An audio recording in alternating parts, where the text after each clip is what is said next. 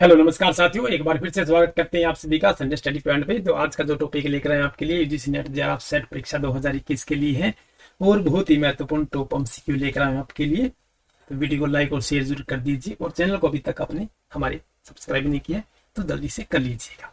ये शिक्षण अभिवृत्ति संबंधित टॉप एमसीक्यू है, ये जनरल पेपर होता है आपका, उसके लिए है।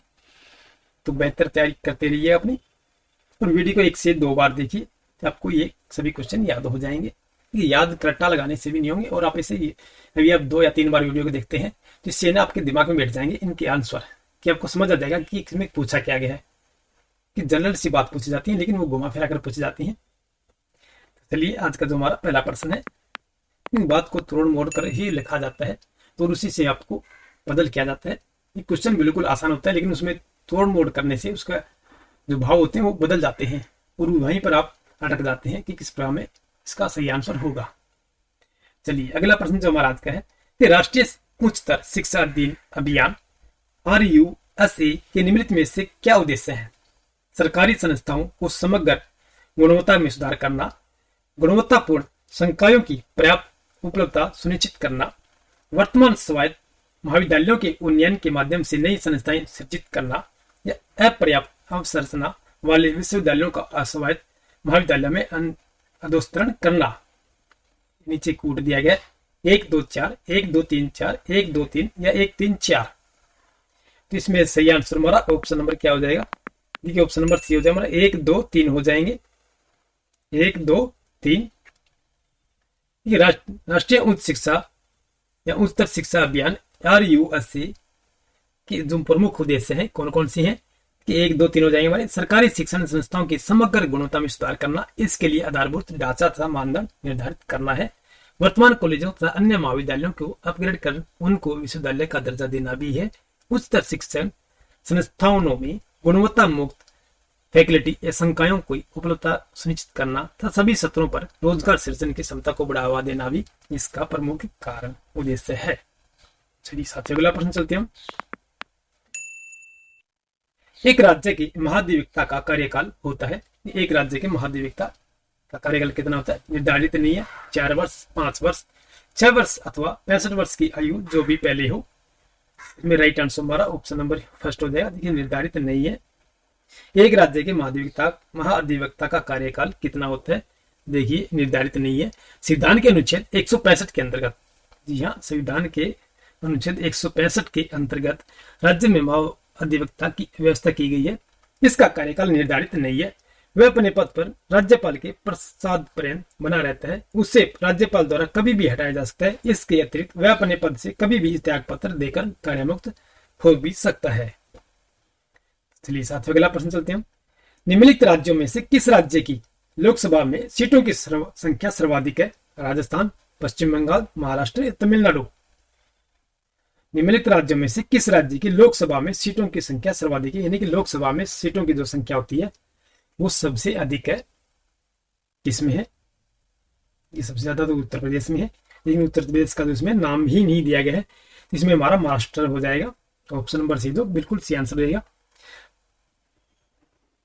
ये प्रश्न में दिए गए राज्यों के हिसाब से लोकसभा की सीटों के क्रम इस प्रकार है कि महाराष्ट्र में 48 है और पश्चिम बंगाल में 42 है, तमिलनाडु में 39 है और राजस्थान में 25 है। तो सर्वाधिक लोकसभा सीटें जो है उत्तर प्रदेश में है, जो कि सबसे ज्यादा है, उसमें 80 सीटें हैं। याद रखिएगा जो साथियों, ये कभी पूछा जा सकता है। ये निम्नलिखित में से कौन विनिवेशी इनपुट डिवाइस नहीं है? मॉनिटर, माइक्रोफोन, कीबोर्ड या जॉयस्टिक? कौन निवेशी यानी इनपुट डिवाइस नहीं है पूछा गया है।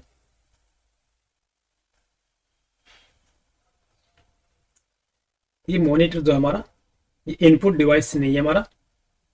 मॉनिटर एक आउटपुट डिवाइस है जिसको विजुअल डिस्प्ले यूनिट या VDU भी कहा जाता है। दिए गए अन्य सभी विकल्प इनपुट डिवाइस है। विजुअल डिस्प्ले यूनिट यानी VDU। चलिए अगला प्रश्न चलते हैं। निम्नलिखित में से किस प्रदूषक के कारण मानव को कैंसर हो सकता है? ओजोन, कीटनाशक, पारा या शीशा? इसमें सही आंसर क्या रहेगा? इसमें राइट आंसर हमारा ऑप्शन नंबर डी हो जाएगा। ये शीशा है। कि शीशा की आर्थिक समदरता मस्तिष्क किडनी से संबंधित समस्याओं के साथ साथ मानव शरीर में कैंसर के लिए भी उत्तरदायी होती है। चलिए साथियों, अगला प्रश्न हमारा, एक कंप्यूटर में एक बाइट में सामान्यतः शामिल होते हैं 10 बिट्स, 4 बिट्स, 8 बिट्स या 16 बिट्स। एक कंप्यूटर में एक बाइट में, एक कंप्यूटर के जो एक बाइट होता है उसमें सामान्यतः शामिल होते हैं, इसमें क्या शामिल होता है? देखिए 8 बिट्स होते हैं। ऑप्शन नंबर सी हमारा बिल्कुल सी आंसर हो जाए। एक बाइट में 8 आसान बाइनरी अंक बिट्स होते हैं। बिट्स कंप्यूटर के संधारण की सबसे बड़ी छोटी इकाई है। इन संसाधन यानी कि जो स्टोरेज होती है उसकी सबसे छोटी इकाई होती है। चलिए साथियों, अगला प्रश्न जो हमारा,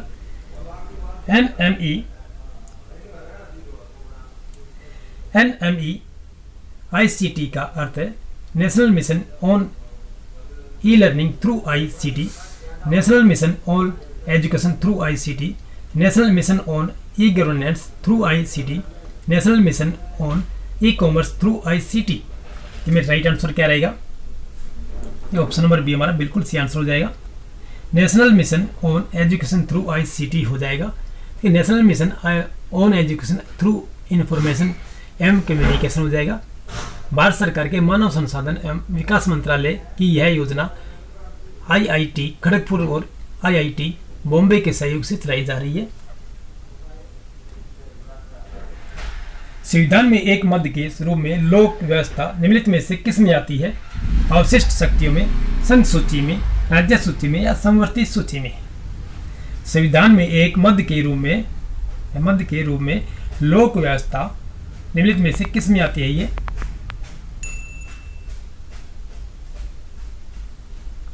ये राज्य सूची में आती है। ऑप्शन नंबर सी जो बिल्कुल सी आंसर हो जाएगा। सामान्यतः लोक व्यवस्था और पुलिस संविधान के 7वीं अनुसूची के अंतर्गत राज्य सूची का विषय है तथा प्रत्येक राज्य को इस संबंध में अपने विधान बनाने तथा उस पर पूरा नियंत्रण रखने का अधिकार है।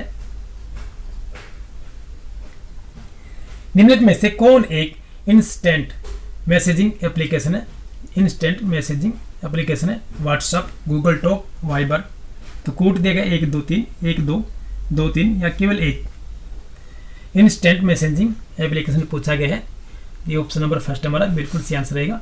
1 2 3 यानी कि तीनों ही हो जाएंगे हमारे। इंस्टेंट मैसेजिंग एक प्रकार की ऑनलाइन वार्तालाप चैटिंग का तरीका है जो वास्तविक समय में इंटरनेट के माध्यम से टेक्स्ट मैसेज के आदान प्रदान से संभव होता है। वर्तमान में व्हाट्सएप, गूगल टॉक तथा वाइबर प्रमुख इंस्टेंट मैसेजिंग एप्लीकेशन है, तीनों ही है। चलिए साथियों, अगला प्रश्न है, वर्तमान में प्रति व्यक्ति ऊर्जा खपत किलोवाट प्रति घंटा वर्ष के संदर्भ में सही क्रम की पहचान कीजिए। देशों के नाम दिए गए हैं और इसमें सबसे ज़्यादा रूस है। ये ऑप्शन नंबर डी जो हमारा बिल्कुल सही आंसर रहेगा। ये प्रति व्यक्ति ऊर्जा खपत पूछा गया है किलोवाट प्रति घंटा वर्ष में, तो रूस है, फिर चीन है, ब्राजील है और भारत का चौथे नंबर पर आता है। चलिए साथियों, अगला प्रश्न हमारा, निम्नलिखित में से कौन ओपन सोर्स सॉफ्टवेयर है? Acrobat reader, MS word, Windows, Mozilla Firefox. निम्नलिखित में से कौन ओपन सोर्स सॉफ्टवेयर है? मोजिला फायरफॉक्स है। ये ऑप्शन नंबर डी जो बिल्कुल राइट आंसर हो जाएगा हमारा। ओपन सोर्स सॉफ्टवेयर एक कंप्यूटर सॉफ्टवेयर होता है जिसको सार्वजनिक व्यक्तिगत हित के लिए विकसित किया जा सकता है। हालांकि सामान्यतः इसका कॉपीराइट किसी संस्था व्यक्ति के पास होता है जो इसको किसी व्यक्ति के अध्ययन, परिवर्तन, वितरण या फिर किसी अन्य प्रयोग के लिए मुहैया कराता है। वर्तमान में मोजिला फायरफॉक्स, सिमांकी, थंडरबर्ड, क्रोम प्रमुख ओपन सोर्स सॉफ्टवेयर हैं। चलिए साथियों, अगला प्रश्न चलते हैं हम।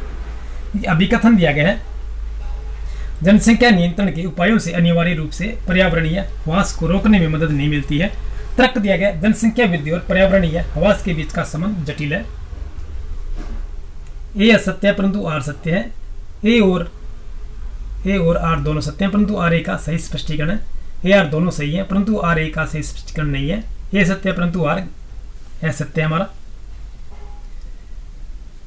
ये ऑप्शन नंबर फर्स्ट हमारा राइट आंसर रहेगा। इसमें ए तो हमारा असत्य है परंतु आर जो है बिल्कुल सत्य है हमारा। चलिए साथियों, अगला प्रश्न चलते हैं। राष्ट्रीय जलवायु परिवर्तन नीति के भाग के रूप में भारत सरकार वर्ष 2030 तक नवीकरणीय ऊर्जा की संस्थापित क्षमता को कहां तक बढ़ाने की योजना है? 250 GW, 175 GW, 200 GW या 250 GW। ये ऑप्शन नंबर फर्स्ट हमारा सी आंसर रहेगा। इसमें 350 GW हो जाएगा। राष्ट्रीय जलवायु परिवर्तन नीति के भाग के रूप में भारत सरकार ने वर्ष 2030 तक नवीकरणीय ऊर्जा के संस्थापित क्षमता को कुल ऊर्जा उत्पादन के 40% तक करने का लक्ष्य रखा है। इसके अंतर्गत ही वर्ष 2030 तक नवीकरणीय ऊर्जा की क्षमता को 350 GW किया जाएगा, जबकि समस्त लक्षित ऊर्जा क्षमता 850 GW है, यानी कि कंप्लीट जो है 850 GW है। चलिए साथियों, अगला प्रश्न चलते हैं हम। शैक्षणिक संस्थाओं में प्रवेश में किन आधारों पर किए जाने वाले पक्षपात का संवैधानिक रूप से निषेध किया गया है? ये पक्षपात नहीं होगा यदि आप किसी भी संस्था में एडमिशन लेते हैं। धर्म, लिंग, जन्मस्थान या राष्ट्रीयता। तो नीचे कूट दिया गया 1 2 3 4 2 3 4 1 2 3 1 2 4। इसमें राइट आंसर हमारा ऑप्शन नंबर सी हो जाएगा। 1 2 3 हो जाएंगे। धर्म के आधार पर, लिंग के आधार पर और जन्म स्थान के आधार पर। संविधान के अनुच्छेद 15 में वह व्यवस्था की गई है कि राज्य किसी नागरिक के प्रति केवल धर्म, मूल वंश, जाति, लिंग या जन्म स्थान, ठीक है, को लेकर विभेद नहीं करेगा। इसी अनुच्छेद के अगले भाग में यह उल्लेखित है कि कोई नागरिक केवल धर्म, मूल वंश, जाति, जन्म स्थान या इसमें से किसी आधार पर के दुकानें, सार्वजनिक भोजनालयों, होटलों और सार्वजनिक मनोरंजन के संस्थानों में प्रवेश या पूर्णतः भागतः राज्य निधि से परिचित या साधारण जनता के प्रयोग के लिए समर्पित कुओं, तालाबों, स्थान या स्नान घाटों, दायित्वों, निबंध या शर्त के अधीन पर नहीं होगा। यानी कि किसी प्रकार रुकावट नहीं होगा जाति, धर्म या लिंग के आधार पर या जन्म स्थान के आधार पर, क्योंकि हमारे पहले तो काफ़ी भेदभाव हुआ करता था, लेकिन अभी इतना नहीं है। कहीं कहीं होता है भेदभाव, लेकिन अभी इतना ज़्यादा नहीं है। इसलिए इन पर सभी का अधिकार है, चाहे आप किसी भी जाति से संबंध रखते हो। चलिए साथियों, अगला प्रश्न है।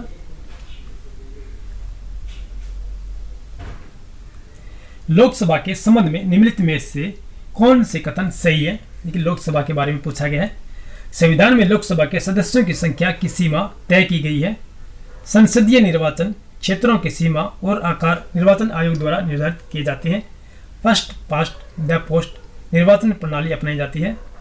मतों के समान रहने की स्थिति में लोकसभा अध्यक्ष के पास निर्णायक मत नहीं होता है।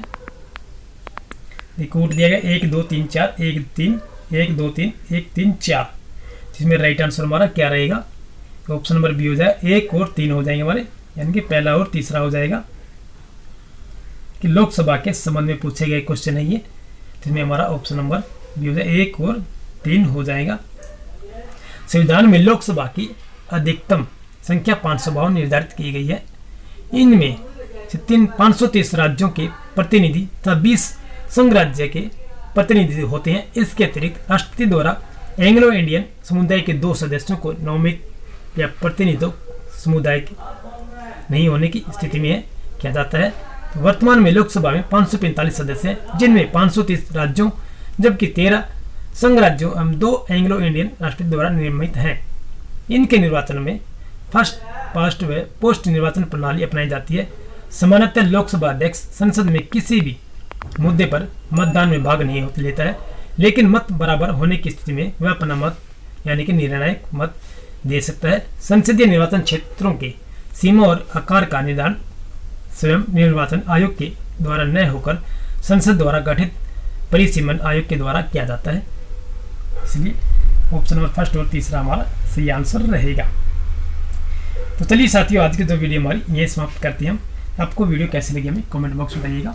वीडियो को लाइक और शेयर जरूर कर दीजिए और चैनल को सब्सक्राइब कर लीजिए। तो फिर मिलते हैं नेक्स्ट वीडियो में। इसी प्रकार आपके लिए टॉप एमसीक्यू लेकर आता रहूँगा।